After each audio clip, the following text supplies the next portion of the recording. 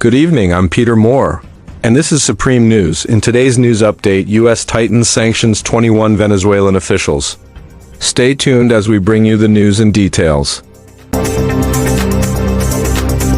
In a major diplomatic move, the United States has imposed fresh individual sanctions on more than 20 officials linked to Venezuela's authoritarian leader, Nicolas Maduro.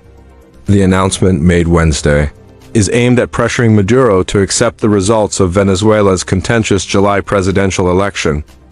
Senior administration officials revealed the measures during a press briefing, describing them as part of efforts to support a democratic transition in Venezuela.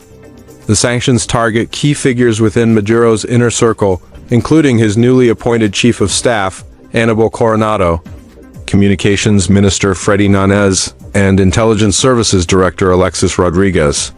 Also targeted are military and police officials within Venezuela's Bolivarian security forces. This Thursday marks exactly 4 months since the July 28 election, which the U.S. formally recognized as having been won by opposition leader Edmundo Gonzalez.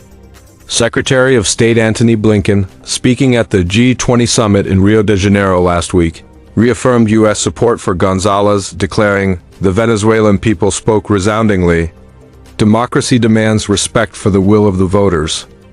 Despite the sanctions, widespread U.S. oil restrictions and special licenses for companies like Chevron to operate in Venezuela remain under review.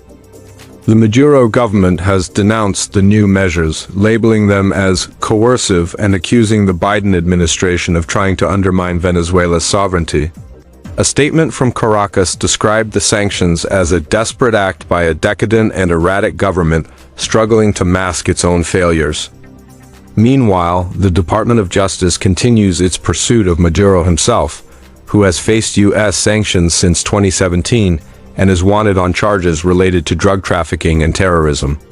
A $15 million reward remains in place for information. As the Biden administration prepares for a transition of power in January, officials emphasize their ongoing commitment to advancing democracy in Venezuela, while acknowledging that the incoming administration may reassess the approach. I'm Peter Moore, and this is Supreme News. Please make sure you subscribe to Supreme News for more news update. Thank you.